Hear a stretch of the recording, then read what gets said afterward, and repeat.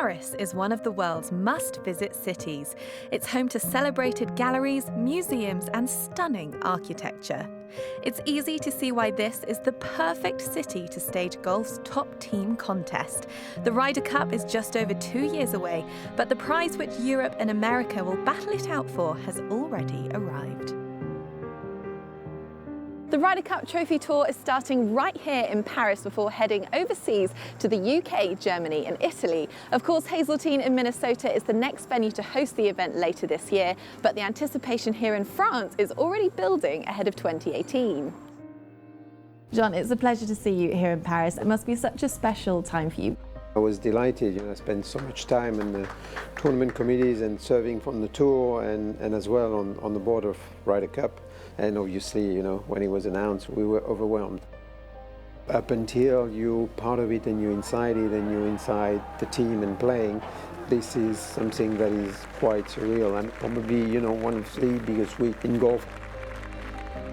Just a few miles away from Paris, set in the shadow of the historic Palace of Versailles, is Le Golf National.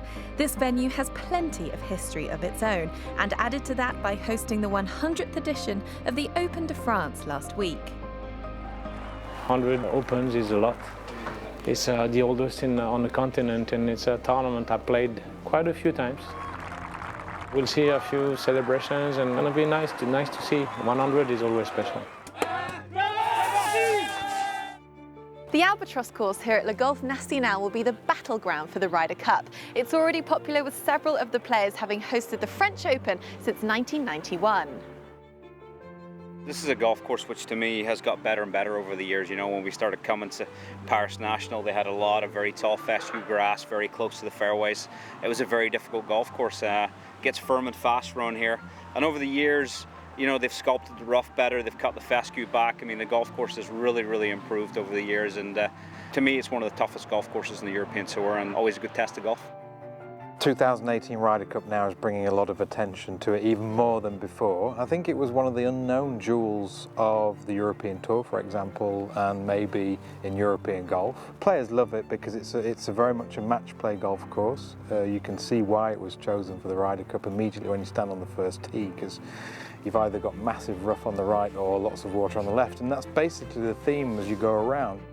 The course was in exceptional condition for the French Open following some recent renovation undertaken with the Ryder Cup in mind. There was a lot of work to be achieved before the Ryder Cup, and that's what we've done over the last year. We closed down right after the French Open last year in 2015, and we just reopened on the 1st of May this year. We had about 130 people working on the golf course every day to do things like drainage, to make sure that we produce a golf course which can be playable even in the worst conditions. So we've redone all of the irrigation, and we've done about 15 kilometres of new roads and tracks for the Ryder Cup to get lorries in to the middle, to the heart of the golf course. The 2018 Ryder Cup may still seem a long way off, but by the time proceedings are over in Hazeltine later this year, the spotlight will fall on France.